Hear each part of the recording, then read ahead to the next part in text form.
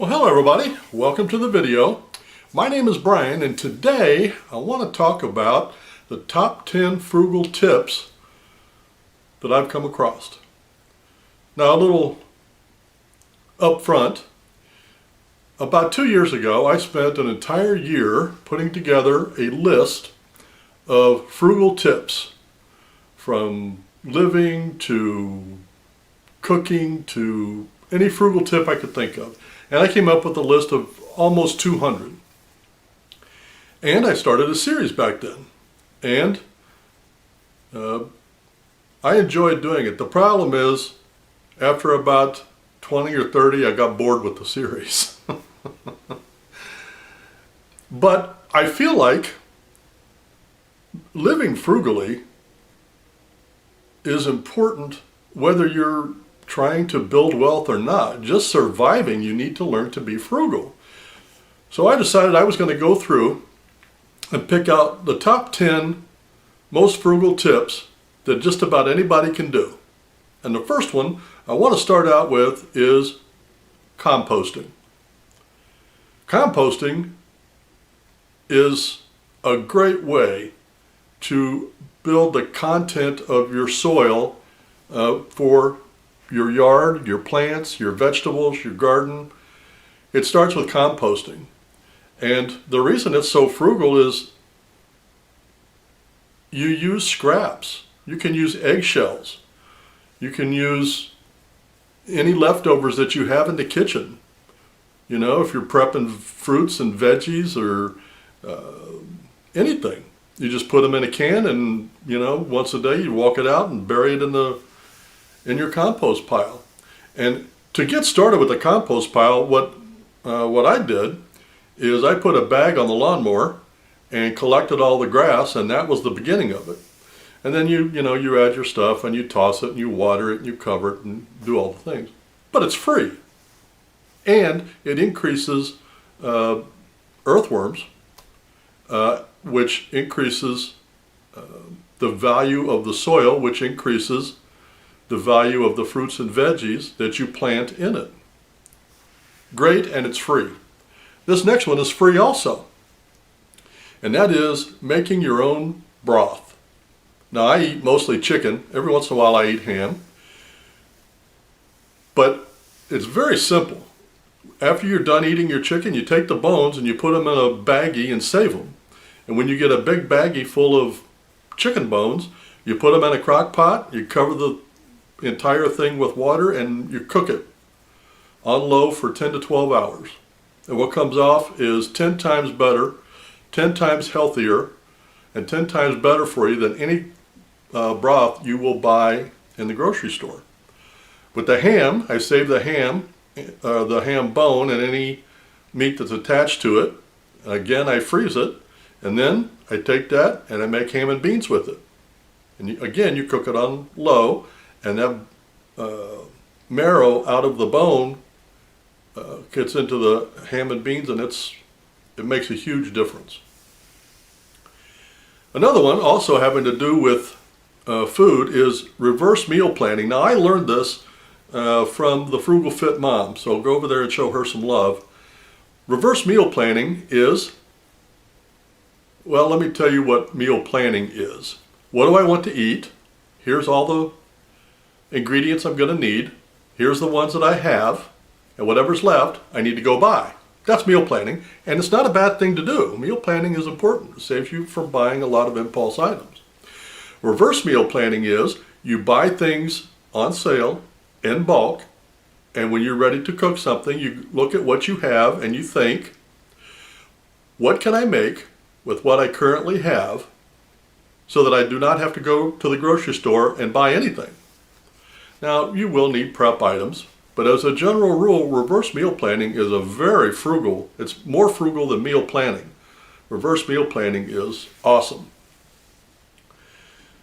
Again, with food, batch cooking and freezing.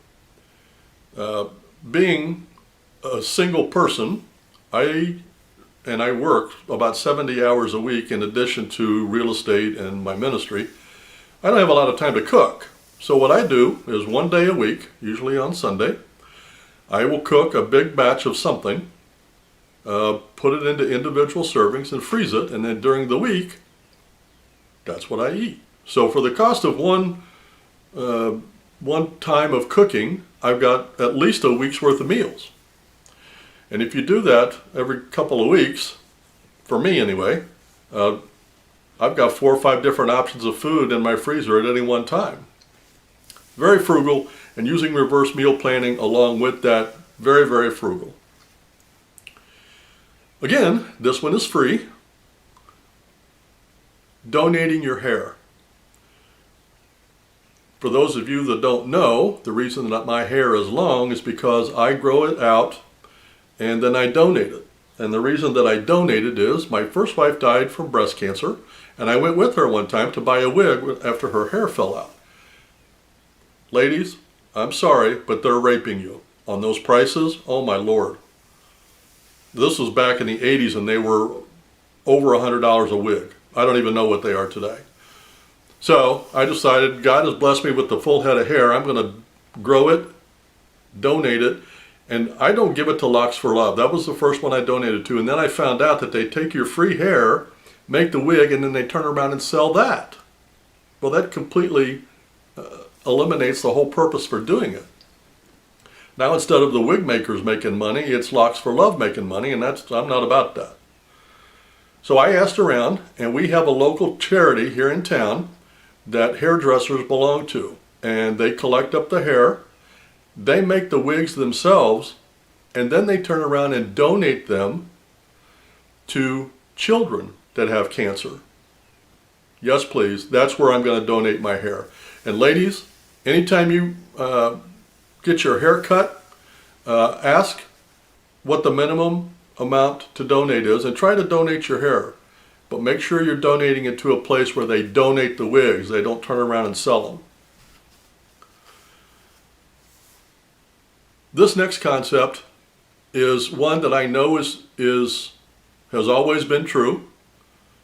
But a lot of times, especially in grocery shopping, we don't pay attention to this.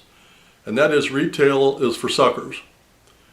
If you shop right, you shop strategically, and you're prepared to store and reverse meal plan, never pay retail. Now, once you start, you might have to pay retail to get started, but once you're up and running and you've got a little bit of back stock, wait until it goes on sale. Everything goes on sale eventually. So just wait till it goes on sale, whatever it is you need, and then stock up. So retail is for suckers. Don't pay retail. Now here's one that Dave Ramsey is absolutely going to disagree with me on. Cashback credit cards. When I set my savings goals in October, November, December for the next year, I count on $1,000 a year for my credit cards. Now that doesn't mean I get $1,000 cash back, but that means the combination between cash back and sign-up bonuses, I will get at least $1,000 per year free money. Now, I don't carry balances on my credit cards. I don't buy things that I would not normally buy anyway. But as an example, on my American Express card, I get 6% back on my groceries. Do the math. Figure out how much you spend in a year, multiply that times 6%, and that's how much cash back you can get if you get the credit card. Cashback credit cards, used properly, used wisely, it's free money. Dave Ramsey does not know what he's talking about, unless his clients are people that have absolutely no self-control, in which case he's probably right. I'd like to believe that the people that watch this video have a little bit more self-control than that. Just saying. Another one is bartering. And I was teaching a young man about finances one time, and he told me that he needed brakes for his car, and his buddy was going to be out of town for a week. Would he take care of his pet? And he said, yes, I will, but instead of giving me cash, would you do the brakes on my car? Perfect. Perfect. Any skill you have, any items that you have, you can always barter if you find the right people. So ask. Now this is just investing 101, but I don't think enough people do this, and that is to automate your savings and your bills. If you automate your bills, your credit rating will most probably go up because you're not left to chance or to the mail to deliver your bills. So automate your bill payment. When you automate your savings, it's about perspective. Most people, when they decide they want to save money, they live their life and then they put in the bank whatever's left over at the end of the month. That's not the purpose of saving. Saving is you save your money and then you live on what's left for the rest of the month. And when you automate your savings, that's the philosophy you're living by, and that is a very, very frugal way to save money, because if you don't see it, you can't miss it. Now the last one I want to talk about, it really doesn't have anything to do with money in the short term, but it has to do with money and life in the long term, and that is educate yourself about money. You can, in these days of computers and YouTube and Google, you can learn just about anything you want about finances, but most people don't want to take the time. They don't want to get into the weeds of investing and saving and all the things that are required. But if you do it, it will be time well spent. As an example, just the one tip that you got just a second ago about automate your savings and your bill pay, that is a giant, huge step for most people to building wealth. That one little tip. But you don't know that you don't know that until you go out and educate yourself about money. Well, if you've gotten any benefit at all out of this video, please consider subscribing to this channel. Now, I am never going to monetize this channel. This channel is part of my ministry. But I would like to reach more people. And if you subscribe and hit the like button, the YouTube algorithm will push my video out to more people. So please hit the subscribe button and the like button. Well, I hope you got some good out of the video. Have yourself a great day, and we will see you on the next one.